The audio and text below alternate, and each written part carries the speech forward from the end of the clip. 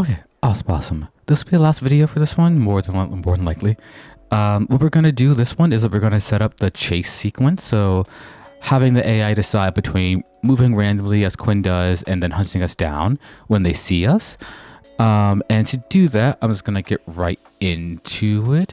Essentially, what I had already made is that this is Quinn's behavior tree. And we can see that she has the random move location to it.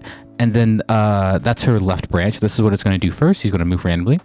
And then when she sees us, she's going to switch to her right branch and chase us, which is going to be moving towards the target actor, which is us.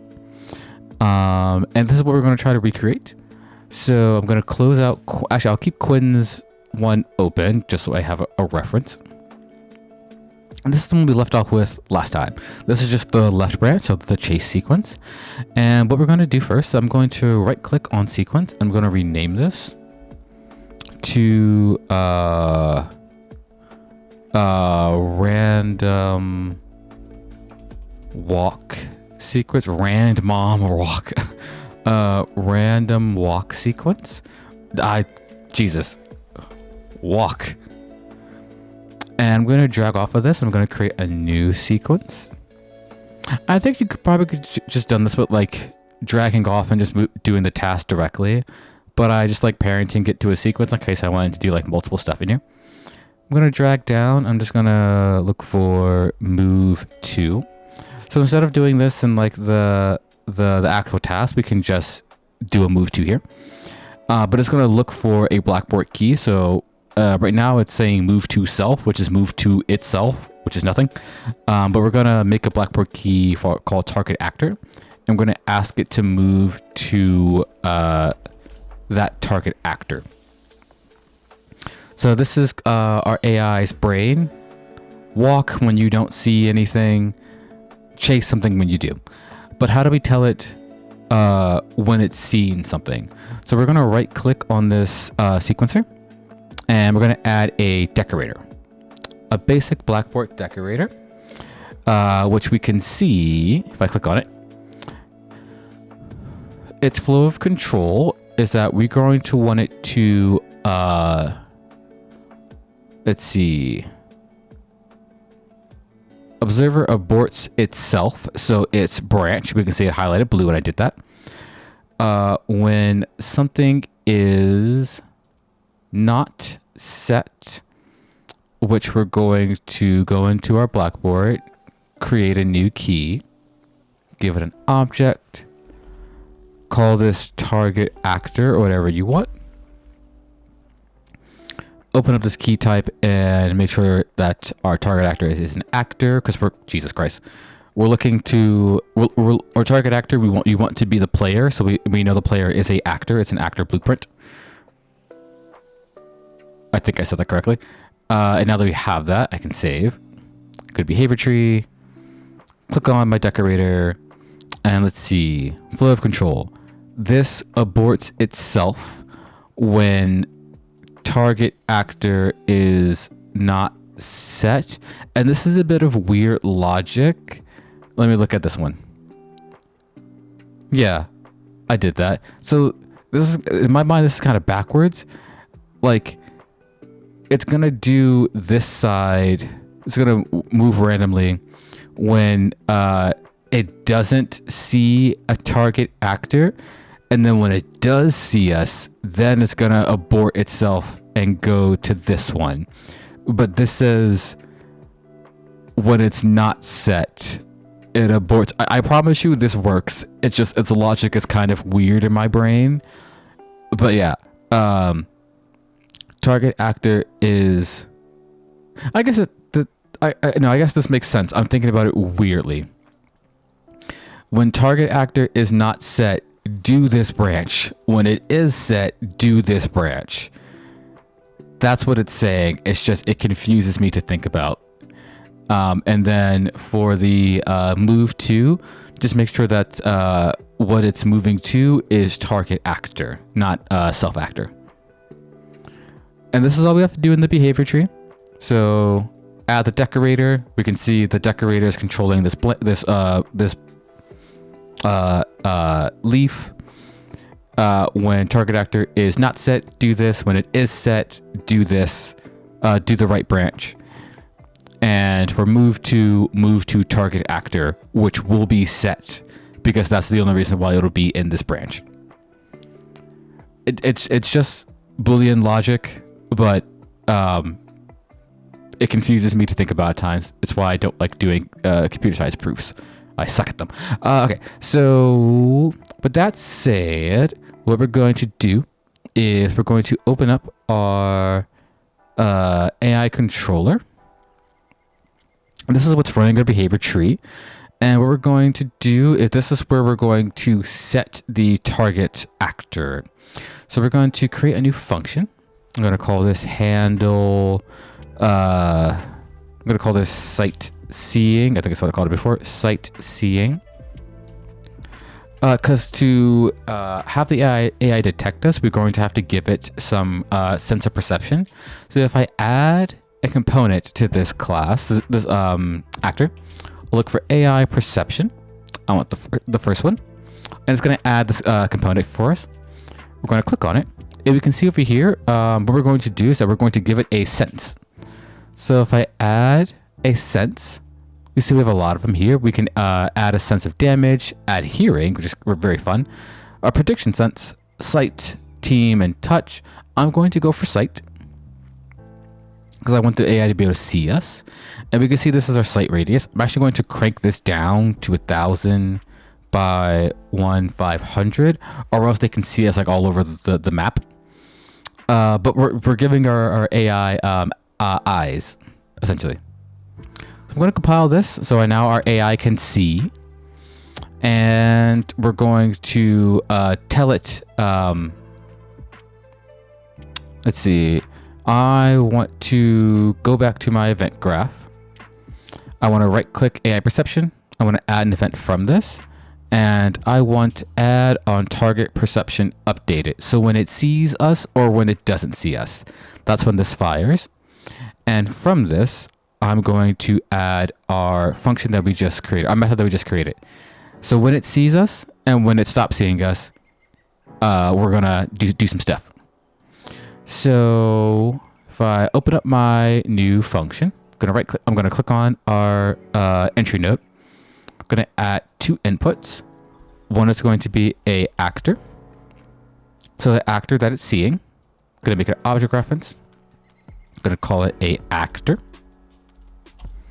And I'm going to make the second one the stimulus. Jesus. Oh, come on. Stimulus, AI stimulus. I'm going to call this stimulus.